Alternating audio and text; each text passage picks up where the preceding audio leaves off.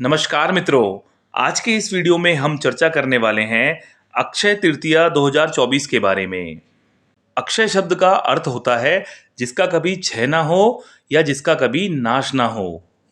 अक्षय तृतीया हर साल वैशाख महीने के शुक्ल पक्ष की तृतीया तिथि को आती है। अक्षय तृतीया के दिन ग्रहों का विशेष संयोग बनता है। इस दिन सूर्य मेष राशि और चंद्रमा वृषभ राशि में दोनों ही अपनी उच्च राशि में होते हैं। वर्ष 2024 में अक्षय तृतीया का प्रारंभ 10 मई शुक्रवार को सुबह 4:17 पर होगा और इसका समापन 11 मई के दिन सुबह 2:50 पर होगा और अक्षय तृतीया का शुभ मुहूर्त 10 मई के दिन सुबह 5:13 से दोपहर 11:43 के बीच में रहेगा। ज्योतिषी दृष्टि से 10 मई बहुत महत्वपूर्ण है क्योंकि उस दिन ग्रह नक्षत्रों के अनुसार बृहस्पति चंद्रमा का गज केसरी योग बन रहा है। साथ ही साथ सुकर्मा योग और शश योग भी उस दिन बन रहा है। यह दिन महत्वपूर्ण है शुभ कार्य करने के लिए। दुर्भाग्य को सौभाग्य में बदलने के लिए अक्षय तृतीया का दिन सर्वश्रेष्ठ माना जाता है। इस दिन बिना मुहूर्त निकाले शुभ कार्य जैसे विवाह, मुंडन, गृह प्रवेश, गाड़ी खरीदना, नए काम शुरू करना, भवन निर्माण शुरू करना, आभूषण आदि खरीदना शुभ माना जाता है। अक्षय तृतीया के शुभ मुहूर्त में किए गए हर कार्य में सफलता प्राप्त होती है। अक्षय तृतीया व्रत व पूजन विधि।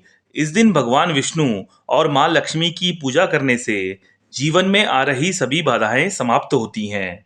इस दिन व्रत करने वालों को चाहिए कि वह सुबह स्नानादि से शुद्ध होकर पीले वस्त्र धारण करें। अपने घर के मंदिर में विष्णु जी को गंगा जल से शुद्ध करके तुलसी, पीले फूलों की माला या पीले पुष्प अर्पित करें। फिर धूप, अगरबत्ती, ज्योत जलाकर पीले आसन पर बैठकर विष्णु जी से संबंधित विष्णु सहस्त्र नाम और विष्णु चालीसा पढ़ने के बाद अंत में विष्णु जी की आरती पढ़ें। अब हम बात करेंगे अक्षय तृतीया के महत्व के बारे में। इसी दिन गंगा नदी पृथ्वी पर स्वर्ग से उतरी थी, इसलिए जो मनुष्य इस दिन गंगा स्नान करता है वह निश्चित ही सारे पापों से मुक्त हो जाता है। इसी दिन महाभारत का युद्ध समाप्त हुआ था। अक्षय तृतीया के दिन ही युधिष्ठिर को कृष्ण जी ने अक्षय पात्र दिया था जिसमें कभी भी भोजन समाप्त नहीं होता था। इसी पात्र से युधिष्ठिर जरूरतमंद लोगों को भोजन करवाते थे। इसलिए अक्षय तृतीया के दिन दान पुण्य का विशेष महत्व होता है। द्वापर युग का समापन भी इसी दिन हुआ था। साथ ही साथ त्रेता युग का आरंभ भी इसी दिन हुआ था। बद्रीनाथ जी के कपाट भी इसी दिन खुलते हैं।